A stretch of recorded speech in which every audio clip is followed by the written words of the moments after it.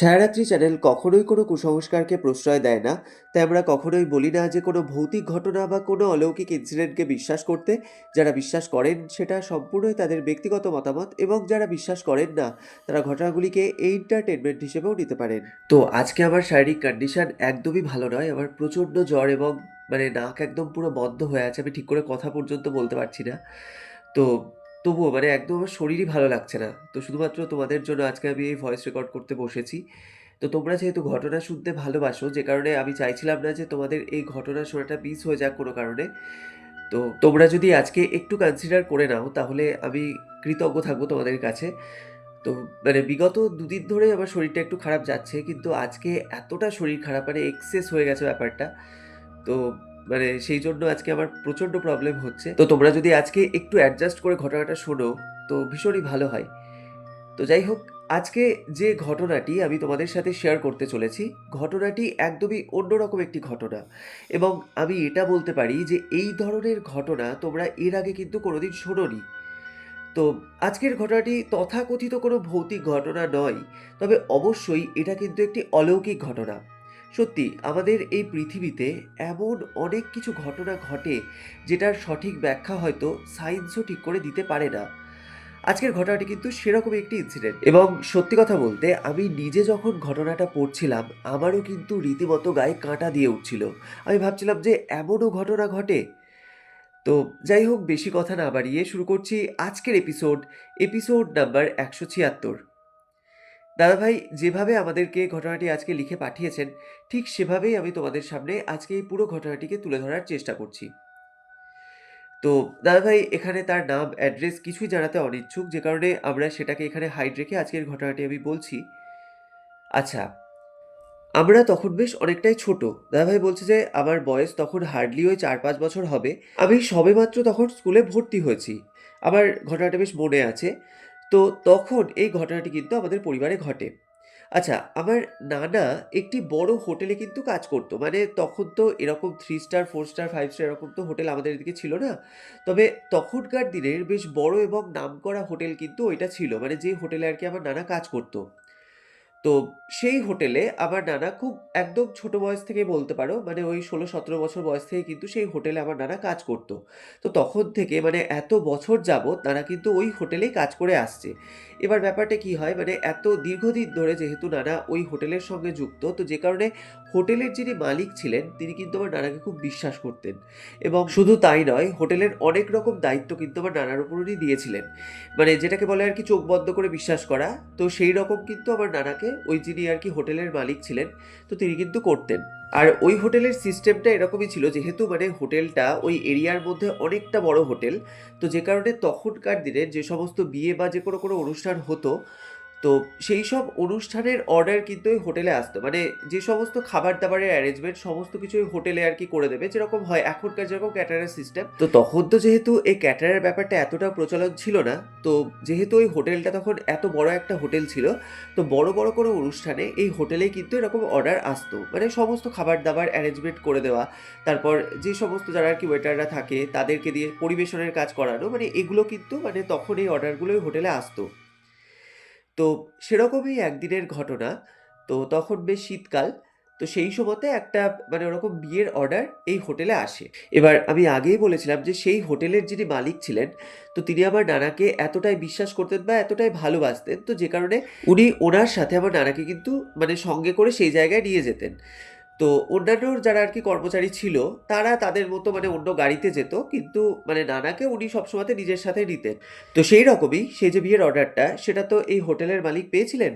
তো সেই বিয়ের সমস্ত কিছু কাজকর্ম মিটিয়ে যখন রাত্রিবেলায় সবাই বাড়ি ফিরছে, তো তখন রাত্রি প্রায় ২টো-২:৩০ এরকম বেজে গেছে। তো আরো যারা কর্মচারী ছিল ওই হোটেলের, তো তারা অন্য গাড়িতে করে সেখান থেকে রওনা দিয়ে দিয়েছে। আর ওই হোটেল থেকে সেই যে অনুষ্ঠান বাড়িটা, যেখানটা করে আরকি অনুষ্ঠান বাড়িটা ছিল, তো সেটার ডিসটেন্সটা প্রায় ২-২.৫ ঘন্টার মতো। বুঝতে পারছো যে অনেকটাই রাস্তা। তো অন্য যে গাড়িতে করে যারা আরকি কর্মচারী গিয়েছিল, তারা তাদের মতো বেরিয়ে গিয়েছে এবং নানাকে সঙ্গে নিয়ে যিনি আরকি ওই হোটেলের মালিক, তো তিনি বাইক নিয়ে ওখান থেকে রওনা দেন। এবার সেই যে মালিকটা, সে বাইকটা চালাচ্ছিল এবং পেছনে আবার নানা বসেছিল। এবার যেহেতু এই হোটেল থেকেই সমস্ত কিছু অ্যারেঞ্জমেন্ট করা হয়েছিল খাবারের, তো সেই রকম মানে অন্যান্য খাবার যেগুলো বেঁচে গেছিলো ঠিকই, কিন্তু ওই যে রসগোল্লার যে হাঁড়িগুলো হয়, তো সেই রকম বড় বড় দুটো রসগোল্লার হাঁড়ি ওরকম বেঁচে যায়। তো সেই মালিক আমার নানাকে বলে যে তুই এই হাঁড়ি দুটো তোর বাড়িতে নিয়ে যাবি। তো সেই রকমই নানা কি করে ওই দুটো হাঁড়িকে মানে দু হাতে নিয়ে দুই পায়ের ওপরে সাপোর্ট দিয়ে ওই হাঁড়ি দুটোকে বসিয়ে কিন্তু নানা বসেছিল। এবার তখন যেহেতু বেশ অনেকটাই রাত্রি আর শীতকাল, তো রাস্তাঘাট মোটামুটি ফাঁকা। তো সেই মালিক কি করেছে, মানে মালিক কিন্তু খুব স্পিডে বাইকটা চালাচ্ছে। এবার রাস্তা বেশ অন্ধকার, আর তখন এতটাও এখনকার মতো মানে রাস্তায় যে স্ট্রিট লাইটগুলো হয়, রাস্তা পুরো যেরকম আলো হয়ে থাকে, তখনকার দিনে কিন্তু এই ব্যাপারটা ছিল না এতটাও। তো নানা কি হয়েছে, মানে বাইকটা তো কোনো সাপোর্ট দিয়ে নানা ধরতে পারছে না, নানার দু হাতেই যেহেতু ওরকম রসগোল্লার দুটো হাঁড়ি আছে। তো নানা ওই মানে কোনোভাবে ব্যালেন্স করে ওই বাইকের ওপরে বসে আছে। তো এইভাবে যেতে যেতে মানে বেশ কিছুটা আসার পর হয়তো রাস্তার মধ্যে কোনো বাম্পার ছিল বা কিছু, তো সেইখানে কি হয় মানে বাইকটা কিন্তু পুরো স্লিপ করে দুজনেই ওই বাইক সমেত কিন্তু আছাড় খেয়ে পড়ে। এবার বাইকটা যেহেতু প্রচণ্ড স্পিডে চলছিল, তো যে কারণে মানে বাইকটা যখন পড়ে যায়, নানা কিন্তু পুরো মানে যেহেতু পেছনে বসেছিল পুরো উড়ে গিয়ে নানা অনেকটা দূরে গিয়ে পড়েছে। এবার ওই যে নানা পড়লো, নানার পুরো ওই যে পড়ে যাওয়ার ভারটা সেটা কিন্তু নানার মাথায় লাগে, এবং মাথার মানে কপালের বাঁ দিক সাইডে গিয়ে কিন্তু ওই পুরো ভারটা পড়ে। মানে বুঝতে পারছো কি মারাত্মক একটা সিচুয়েশন। এবার ওই যে নানা ওইভাবে পড়লো, এবার মাথার মানে যে জায়গাটা করে ওই আঘাতটা লেগেছিল সেটা কিন্তু প্রচণ্ড জোরে, তার কারণ হচ্ছে ওইভাবে পড়ে যাওয়ার পর পুরো মানে প্রথম ভারটাই গিয়ে মাথার ওপরে পড়ে। তো যে কারণে ওই জায়গাটা কিন্তু একদম পুরো গর্ত হয়ে যায়, মানে যে জায়গায় আঘাতটা লেগেছিল কপালের, সেই জায়গাটা পুরো গর্ত হয়ে যায়, এবং নানা ওই মুহূর্তে মানে যে মুহূর্তে ওখানে পড়েছে উইদিন সেকেন্ডের মধ্যে কিন্তু নানা অজ্ঞান হয়ে যায়। এবার যিনি আর কি মালিক ছিলেন, যিনি বাইকটা চালাচ্ছিলেন, তিনিও পড়ে যান, কিন্তু তিনি অতটাও ইনজিওর হননি। মানে তার অল্প স্বল্প কিছু লেগেছিল। তো তিনি যখন দেখেন যে মানে নানা ওইভাবে পড়ে গেছে, এবং নানার কিন্তু তখন প্রচণ্ড ব্লিডিং হতে শুরু করেছে মাথা দিয়ে। এবার ওই রকম একটা ফাঁকা রাস্তা, তার উপরে এত রাত্রি, তো সেই সময়তে উনি কার কাছেই বা হেল্প পাবেন? তো উনি তখন কি করেন, মানে বেশ কিছুটা এগিয়ে গিয়ে কিছুটা আর কি যে জায়গায় লোকালয় ছিল, তো সেখানটা করে গিয়ে উনি তখন হেল্প চান। মানে নানার ওরকম একটা কন্ডিশন, উনি তাহলে নানাকে ওখান থেকে কি করে নিয়ে যাবেন? তো সেই জন্য ওখানে তারপর ডাকার পর বেশ কয়েকজন লোক বেরিয়ে আসে। তো তাদের সাহায্য নিয়ে কিন্তু ওখানকার যেটা আর কি স্থানীয় হসপিটাল, তো সেখানে কিন্তু নানাকে নিয়ে যাওয়া হয় ওই অত রাত্রিতে। এবার দাদাভাই বলছে তখন তো যেহেতু এত ফোনের ব্যাপারটা ছিল না, তো আমরা তখন এই সমস্ত খবর কিছুই পাইনি। তো পরের দিন সকালবেলায় কিন্তু আমাদের বাড়িতে খবর আসে যে এরকম মানে একটা খুব সিরিয়াস কন্ডিশন হয়ে গেছে নানার। তো নানাকে এরকম হসপিটালে ভর্তি করা হয়েছে। তো যেরকম হয় মানে এরকম একটা খবর শোনার পর বাড়িতে রীতিমতো কান্নাকাটি শুরু হয়ে যায়, বিশেষ করে নানি। মানে নানি তখন এতটাই ভেঙে পড়েন রীতিমতো, মানে ওনাকে সামলানো যাচ্ছে না বাড়িতে। তো তারপর সঙ্গে সঙ্গে বাবা, তারপর আমার কাকু সবাই আর কি ওই হসপিটালে যায়, এবং ওখানে যাওয়ার পর যেটা জানা যায় যে নানা ওই যে সেন্সলেস হয়ে গেছেন, মানে উনি যে যেরকমভাবে অজ্ঞান হয়ে গিয়েছিলেন পড়ে গিয়ে, তো তারপর থেকে ওনার কন্ডিশন কিন্তু প্রচণ্ড সিরিয়াস। মানে উনি শুধুমাত্র বেঁচে আছেন এইটুকুই, মানে ওনার হার্টবিটটা খুব ক্ষীণভাবে চলছে। তো যে কারণে ওই হসপিটাল থেকে সঙ্গে সঙ্গে আমার নানাকে কিন্তু কলকাতায় ট্রান্সফার করে দেওয়া হয়। এবার কলকাতায় যে নিয়ে যাওয়া হয়, তো যিনি আর কি ওই হোটেলের মালিক ছিলেন, তো উনি কিন্তু মানে এইসব তদবির করে আমার নানাকে কলকাতায় নিয়ে যায়। তো দাদাভাই বলছে আমার বাবা কাকু সবাই আর কি সঙ্গে গিয়েছিল, এবং এরপর নানা কিন্তু প্রায় ১ মাসের ওপর ওই হসপিটালে ওরকম ভর্তি হয়েছিলেন। এবার ওই হসপিটালটা কলকাতার খুব নামকরা একটা হসপিটাল। আমি এখানে সেই জায়গার নামটা বলছি না। তো যাই হোক, মানে ওখানে যতদিন আমার নানা ওরকম অ্যাডমিট ছিলেন, যা যাবতীয় খরচপাতি সেটা কিন্তু ওই হোটেলের মালিকই চালিয়েছিলেন। কিন্তু যে ব্যাপারটা হয় মানে নানা ওখানে ওই যে ১ মাসের ওপর ধরে ভর্তি ছিলেন, উনি কিন্তু টোটালি কোমায় চলে যান। মানে ওনার কোনো রকম কোনো সেন্স ছিল না, বা ওনার যে শারীরিক উন্নতি সেটা কিন্তু কোনোভাবেই হচ্ছিল না। উল্টে কিন্তু মানে ওনার অবস্থা আরো ধীরে ধীরে অবনতি হচ্ছিল। এবার বাবা আর কাকু মানে ওখানে যাতায়াত করতো কলকাতায়, যেহেতু কলকাতার হসপিটালে নানা ভর্তি ছিলেন। তো বাবারা যখন দেখতে যেত, তো বাবারা দেখেও কিন্তু বলতো যে মানে নানা শুধুমাত্র জীবিতই রয়েছেন নামমাত্র, উনি নড়াচড়া কিছুই করতে পারেন না। মানে যেহেতু ওনার তো জ্ঞানই নেই, এবং ওনার শরীরে যে খাবার দাবার সেগুলো কিন্তু ওই স্যালাইনের মাধ্যমে চলছে, মানে শুধুমাত্র ওই হার্টবিটটা খুব ক্ষীণভাবে চলতো, তাছাড়া কিন্তু কিছুই না।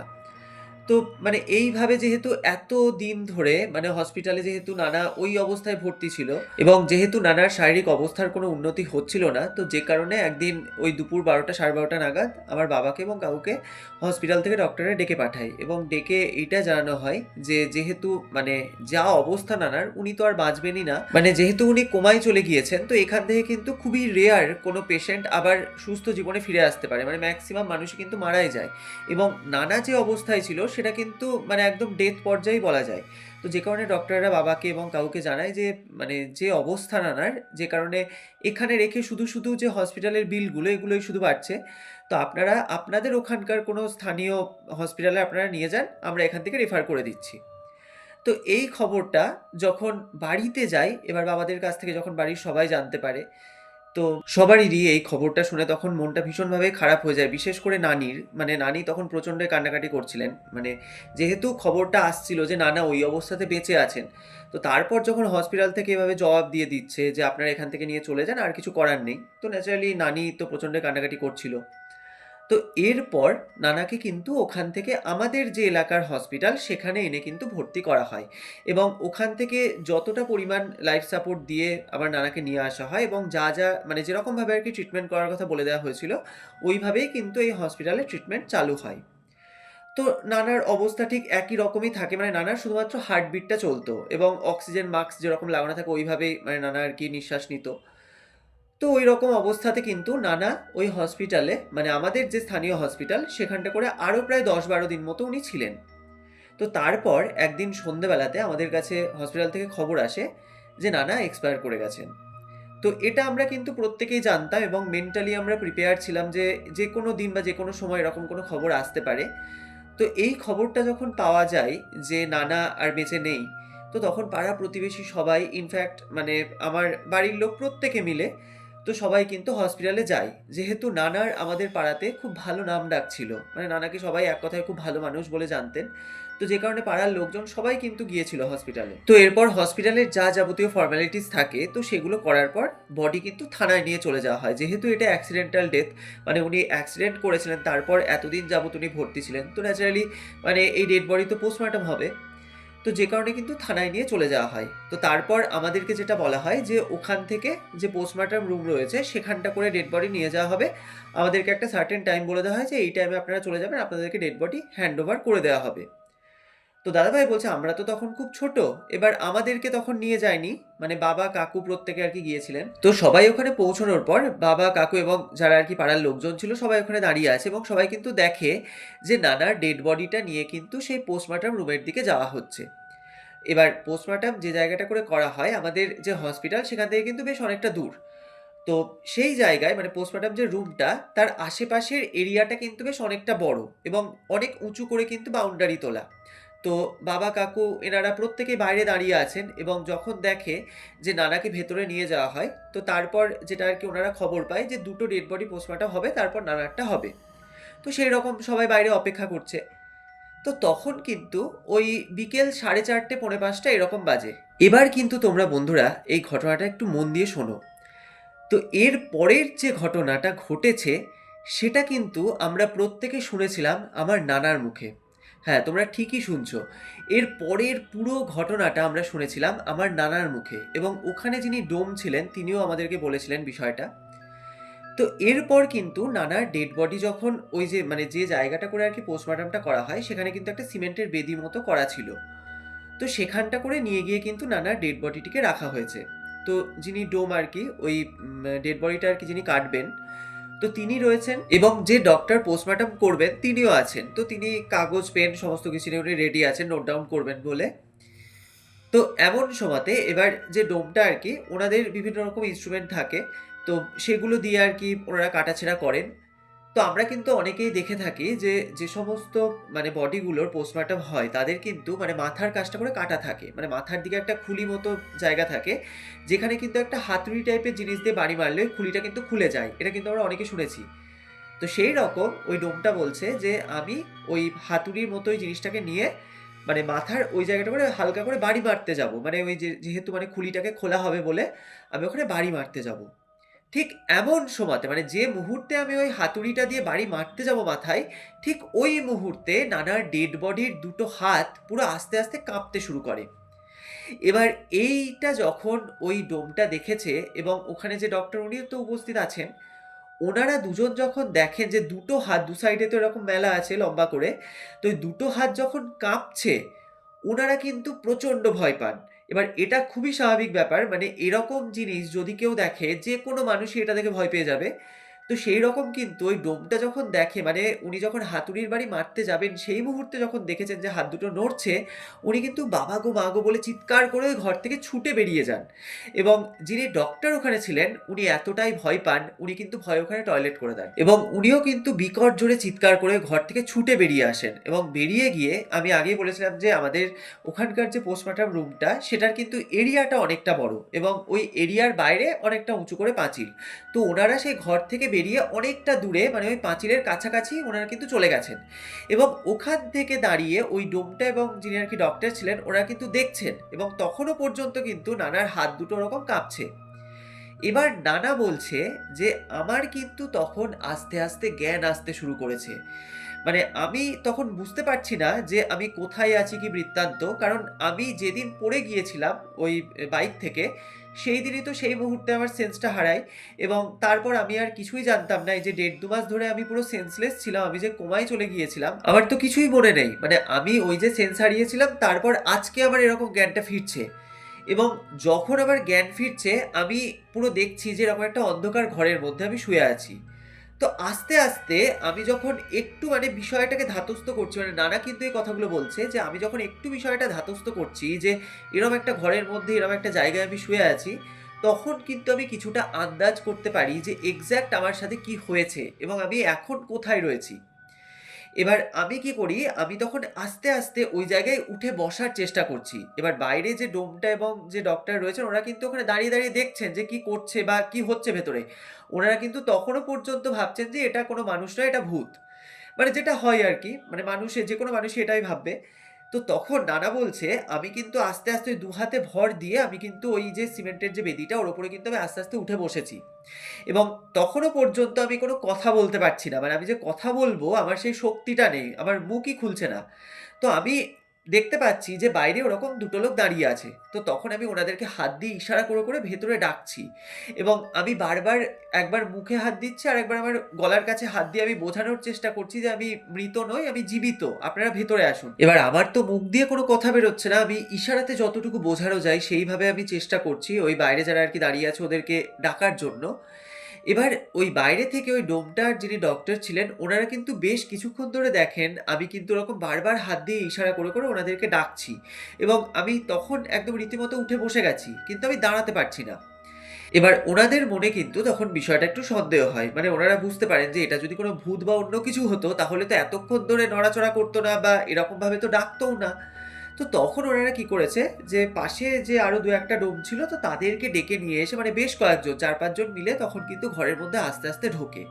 এবার নানা বলছে আমি তখনও কোনো কথা বলতে পারছি না। আমি ইশারাতে বারবার বোঝাচ্ছি। মানে আমি একবার গলায় হাত দিচ্ছি আরেকবার আমি মুখে হাত দিচ্ছি। মানে বোঝাচ্ছি যে আমি কথা বলতে পারছি না, আমি বেঁচে আছি। তো তারপর দেখি যে যিনি আরকি ডক্টর ছিলেন, উনার হাতে একটা খাতা আর একটা পেন আছে। এবার যিনি ডক্টর আমি কিন্তু দেখছি উনিও ভয় পেয়ে মানে প্রচন্ড ভয় পেয়ে আমার দিকে তাকিয়ে আছেন। তো তখন আমি ওনাকে ইশারা করে বলি যে, "আপনি আমাকে আপনার ওই খাতা আর পেনটা দিন। আমি লিখে বোঝাচ্ছি।" তো তখন উনি যখন ওই খাতা পেনটা দিলেন, তো তারপর আমি কিন্তু খাতায় লিখে দিই যে, "আমি এরকম বেঁচে আছি, আমি মারা যাইনি, আমি জীবিত।" তো সেইটা দেখার পরে কিন্তু ওইখানে উপস্থিত প্রত্যেকের বিশ্বাস হয় যে আমি মারা যাইনি, আমি বেঁচে আছি। এবার বন্ধুরা তোমরা একটা জিনিস দেখো যে মানুষটা প্রায় ১.৫ মাস ২ মাস ধরে এরকমভাবে মানে কোমাতে চলে গিয়েছিল। মানে এক প্রকার বলতে গেলে যে মৃতই সেই মানুষ। মানে শুধুমাত্র তার হার্টবিটটা খুব ক্ষীণভাবে চলছিল এবং ডক্টররা সব আশা ছেড়ে দেয় এবং উনারা বলেই দিয়েছিলেন যে উনি কোনোভাবেই বাঁচবেন না, এইভাবে যতদিন আরকি থাকেন। তো তারপরে যখন মানে পুরো জবাব দিয়ে দেওয়ার পর যখন এখানকার স্থানীয় হসপিটালে এনে ওনাকে ভর্তি করা হয় এবং এখানে প্রায় ১০-১২ দিন ভর্তি থাকার পর উনি যখন পুরোপুরিভাবে মারা যান এবং ডক্টররা যখন ডিক্লেয়ার করে দেন যে উনি মারা গিয়েছেন, তারপরে সেই মানুষটা কি করে এইভাবে হঠাৎ করে বেঁচে উঠতে পারে? মানে হঠাৎ করেই সেই মানুষটা এরকম পোস্টমর্টম রুমে আনা হয়েছে। থানাতে অতক্ষণ পড়েছিল, তারপর পোস্টমর্টম রুমে আনা হয়েছে। মানে টোটাল সে কিন্তু একদম পুরোপুরি মৃত। তো তাকে যখন ওই পোস্টমর্টম করতে যাচ্ছে সেই মুহূর্তে উনি কি করে বেঁচে উঠতে পারেন? মানে দাদাভাই বলছে যে এটা শুধুমাত্র আল্লাহর রহমত। মানে উনি চেয়েছিলেন বলেই হয়তো এরকম একটা মিরাকেল কিছু ঘটেছে। তো যাই হোক, এরপর তো তখন সঙ্গে নানাকে ওখান থেকে বের করে মানে যে হসপিটাল, আমাদের স্থানীয় হসপিটাল, ওখানে কিন্তু নিয়ে যাওয়া হয় এবং আমাদের বাড়ির লোকের কাছে খবর দেওয়া হয় যে আপনাদের ডেড বডি বেঁচে উঠেছে। মানে উনি মারা যাননি, উনি বেঁচে গেছেন। এবার এটা শুনে তো সবাই পুরো মানে অবাক হয়ে গেছে। তার কারণ হচ্ছে মানে তখন মানে অন্যান্য যে সমস্ত আমাদের রিচুয়ালস গুলো থাকে মুসলিম ধর্মে, মানে মাটি দেওয়ার জন্য যে সমস্ত কাজগুলো করা হয় বাড়িতে, ওইসব কিছু তৈরি হচ্ছে, মানে ওগুলোর প্রিপারেশন চলছে। তার মধ্যে এরকম একটা খবর এসছে, সবাই মানে কিন্তু অবাক এবং তখনও পর্যন্ত সবাই কিন্তু এই কথাটা বিশ্বাসই করতে পারছে না। এবার এটা কিন্তু খুবই স্বাভাবিক ব্যাপার, তার কারণ হচ্ছে পোস্টমর্টম রুমের ভেতর থেকে এই খবরটা এসেছে, এটা তো যে কোনো মানুষের পক্ষে প্রথমে বিশ্বাস করা অসম্ভব। তো সবাই কিন্তু তখন মানে পাড়া প্রতিবেশী সবাই ওখানে উপস্থিত ছিল। তো সবাই মিলে কিন্তু ওখানে আর এক মুহূর্ত না দাঁড়িয়ে সবাই কিন্তু হসপিটালে ছুটে যায়। এবার এই খবরটা পাওয়ার পর আমাদের মানে দাদাভাই বলছে আমাদের গোটা গ্রাম পুরো মানে আমার নানাকে দেখার জন্য ভেঙে পড়েছিল। কারণ মানে গোটা গ্রামের মধ্যেই কথাটা রটে গিয়েছিল যে নানা মারা গিয়েছে এবং মানে ওনাকে পোস্টমর্টম রুমে নিয়ে যাওয়া হয়েছে যেরকম হয়। তার মধ্যে সবাই যখন এরকম শুনেছে যে নানা এরকম হঠাৎ করে বেঁচে উঠেছে, তো মানে গ্রামের লোকজন সবাই কিন্তু তখন জড়ো হয়ে যায় ওই হসপিটালে এবং সবাই গিয়ে দেখে যে সত্যিই কিন্তু নানা মানে ওরকম হসপিটালে ভর্তি আছে। তো এরপর আমাদের বাড়ির লোকও ওখানে যায়। তো বাবা, কাকু প্রত্যেকেই গিয়েছে। তো সবাই গিয়ে দেখছে যে নানান রকম ট্রিটমেন্ট চালু হয়েছে। এবার নানা সেদিন কথা বলতে পারছিলেন না ঠিকই, কিন্তু উনি হাত পা নাড়াচ্ছিলেন, তাকাচ্ছিলেন, মানে যেরকম হয়। তো তারপর উনি ওখানে প্রায় আরো ৭-৮ দিন মতো ভর্তি ছিলেন আমার নানা। তো ভর্তি থাকার পর উনি কিন্তু একদম পুরোপুরিভাবে সুস্থ হয়ে যান। মানে উনি তারপর কথা বলতে পারেন, তারপর হাঁটতে পারেন। মানে একদম যেরকম আর ৫ টা সাধারণ সুস্থ স্বাভাবিক মানুষ হয়, ঐরকম কিন্তু আমার নানা সুস্থ হয়ে যান। এবং এখনো পর্যন্ত আমার নানা একদম পুরোপুরি সুস্থ এবং এই বয়সে উনি কিন্তু এখনো সাইকেল চালান। উনি নিজে গিয়ে বাজার করেন। মানে উনি একদম এখন পুরোপুরিভাবে ফিট। শুধুমাত্র উনার যে বাঁদিকের কপালের যে জায়গাটা আরকি উনি আঘাত পেয়েছিলেন, তো ওই জায়গাটা বেশ অনেকটা জায়গা উনার মাথার কিন্তু এখনো ঐরকম ভাবেই গর্ত হয়ে আছে। মানে যে গর্তটা হয়ে গিয়েছিল সেই গর্তটা এখনো রয়েছে। মানে সবাই দেখলেই বুঝতে পারবে যে কত বড় একটা অ্যাক্সিডেন্ট আমার নানার হয়েছিল। কিন্তু এই যে পুরো বিষয়টা যে নানার এইরকমভাবে মানে এতদিন ধরে উনি কোমায় থাকার পর তারপর যখন উনি পুরোপুরিভাবে মারা গেলেন এবং এরপর ওনার পোস্টমর্টম রুমে এইভাবে হঠাৎ করে বেঁচে ওঠা, মানে এটা কিন্তু সত্যি একটা মিরাকেল ব্যাপার। তো ওখানকার যতগুলো ডক্টর ছিলেন সবাই কিন্তু মানে পুরো অবাক হয়ে গিয়েছিল। মানে ওনাদের যে এতদিনের চিকিৎসা জীবন, মানে তার মধ্যে ওনারা কিন্তু এরকম কোনো ঘটনা আজ পর্যন্ত দেখেননি। মানে ওনারাও প্রচণ্ড অবাক হয়ে যান এবং সত্যি ওনাদের কাছেও কিন্তু এর যে এক্সাক্ট কোনো ব্যাখ্যা এটা কিন্তু ছিল না। এবার তখন তো এত সোশ্যাল মিডিয়ার যুগ ছিল না, মানে ফোন জিনিসটাই প্রতিটা মানুষের কাছে তখন নতুন ব্যাপার। মানে যেহেতু এটা অনেক বছর আগেকার কথা, কিন্তু আমাদের গ্রামের প্রত্যেকটা মানুষ, ইনফ্যাক্ট সেই হসপিটালের সমস্ত ডক্টর, নার্স এবং আরও যারা স্টাফ ছিল প্রত্যেকে কিন্তু এই জিনিসটার সাক্ষী এবং প্রত্যেকের কাছেই কিন্তু মানে এই জিনিসটা ভীষণই একটা অদ্ভুত ব্যাপার ছিল। তো যাই হোক, এখনো পর্যন্ত আমার নানা একদম পুরোপুরিভাবে সুস্থ এবং এই পুরো বিষয়টা আমি বড় হয়েও নানার কাছে বেশ অনেক কয়েকবার শুনেছি। তো যাই হোক, এটা একদম বাস্তব ঘটনা যেটা আমাদের পরিবারে ঘটে গিয়েছিল। তো তথাকথিত এটা হয়তো কোনো ভৌতিক ব্যাপার নয়। কিন্তু অবশ্যই এটা একটা মানে মারাত্মক অলৌকিক ঘটনা। তো এই ঘটনাটি আমি তোমার সাথে শেয়ার করলাম। তো তোমার যদি ভালো লাগে তাহলে তোমার চ্যানেলে তুমি ঘটনাটি পড়ে শুনিও। তো দাদাভাই, আমার তো আজকের এই ঘটনাটি অসাধারণ লেগেছে এবং এইরকম যে ঘটনা যখন আমি নিজে পড়ছিলাম এই ঘটনাটা, সত্যি মানে আমিও কিন্তু প্রচণ্ড অবাক হয়ে যাই এবং আমি নিজেও ভাবছিলাম যে এরকমও কিছু ঘটে। এবং সত্যি কথা বলতে এরকম প্রচুর ঘটনা কিন্তু আমাদের আশেপাশে হামেশাই ঘটছে, যেগুলোর হয়তো মানে সঠিক কোনো ব্যাখ্যা আমাদের কাছে নেই। তো আজকের ঘটনাটি সেরকমই একটি উদাহরণ। তো বন্ধুরা, তোমাদের আজকের এই এপিসোডটি কেমন লাগলো সেটা অবশ্যই আমাকে জানিও। যেহেতু আমার আজকের শারীরিক অবস্থা একদমই ভালো নয়, আমার গলার অবস্থাও প্রচণ্ড খারাপ এবং আমার নাক পুরো বন্ধ হয়ে আছে, আমি ঠিক করে কথা বলতে পারছি না। তো জানি না কতটা ভালো করে আমি তোমাদের সামনে আজকে এই ঘটনাটি উপস্থাপন করতে পারলাম। আমি জানি তোমরা সকলেই আজকে অ্যাডজাস্ট করে ঘটনাটা শুনেছো। তো তোমাদের মতামতটা অবশ্যই জানিও কেমন লাগলো আজকের এই এপিসোডটা, এবং ঘটনাটি শুনে যদি তোমাদের ভালো লাগে তাহলে অবশ্যই একটা লাইক করো। আর তোমরাও যদি তোমাদের জীবনে ঘটে যাওয়া এরকম কোনো সত্যি ভৌতিক ঘটনা বা যে কোনো অলৌকিক ইনসিডেন্ট আমাদের সাথে শেয়ার করতে চাও, তাহলে স্ক্রিনে দেওয়া হোয়াটসঅ্যাপ নাম্বারে তোমরা ঘটনাগুলি আমাদেরকে লিখে অথবা ভয়েস মেসেজের মাধ্যমে পাঠাতে পারো। এছাড়াও কিন্তু তোমরা আমাদেরকে মেইলের মাধ্যমেও ঘটনা শেয়ার করতে পারো। তাছাড়াও তোমরা আমাদের ফেসবুক পেজ ছায়ারাত্রি এবং ইনস্টাগ্রাম আইডি ছায়ারাত্রি অফিসিয়ালেও ইনবক্স করতে পারো তোমাদের ঘটনাটি। আমরা সেই ঘটনাটি কিন্তু তুলে ধরবো সমস্ত শ্রোতা এবং দর্শক বন্ধুদের সামনে। আর তোমাদের পক্ষে যদি পসিবল হয় তাহলে যে ঘটনাটি তোমরা আমাদেরকে পাঠাচ্ছ, সেই ঘটনা সম্পর্কিত যে কোনো ছবি বা যে কোনো ছোট্ট ভিডিও ক্লিপ তোমরা চাইলে আমাদের সাথে শেয়ার করতে পারো। আমরা সেই ছবি বা ভিডিওটি দেখাবো সমস্ত দর্শকদেরকে। তো গত এপিসোডে যারা তাদের কিছু মূল্যবান মতামত আমাদেরকে কমেন্টের মাধ্যমে জানিয়েছেন, তারা হলেন পশ্চিম বর্ধমান মদনপুর থেকে মৌসুমী মুখার্জি, রাজস্থান থেকে পিঙ্কি বিশ্বাস, নদিয়ার আশারনগর থেকে বাসন্তী মণ্ডল, সুদেশনা সিনহা রয়, বাংলাদেশের ঢাকা থেকে আদিবা মিম, হাওড়া থেকে গীতা গোস্বামী, দমদম থেকে বিউটি ব্যানার্জি, বহুলার অন্ডাল থেকে অজিত বাউরি, মধ্যমগ্রাম থেকে শান্তার দুনিয়া, ডানকুনি থেকে জবা চক্রবর্তী, অসীম দাস, ডায়মন্ড হারবার থেকে কিরণ মণ্ডল এবং রেবা পাল। তোমাদের সকলকে জানাচ্ছি অসংখ্য ধন্যবাদ। তোমরা যারা যারা আমাদেরকে কমেন্ট করেছো, তো তোমরা এভাবেই আমাদেরকে কমেন্টের মাধ্যমে জানাতে থাকো যে তোমরা কোথা থেকে ঘটনাগুলি শুনছো এবং ঘটনাগুলি শুনে তোমাদের কেমন লাগছে, সেই মতামতটিও কিন্তু তোমরা আমাদেরকে কমেন্টের মাধ্যমে জানাতে একদমই ভুলো না। তো যাই হোক, আজকের মতো বিদায় নিচ্ছি। দেখা হচ্ছে আবার পরবর্তী নতুন ভয়ঙ্কর ঘটনা নিয়ে আগামী মঙ্গলবার। ততক্ষণ তোমরা সকলে ভালো থেকো, সুস্থ থেকো। শুভরাত্রি।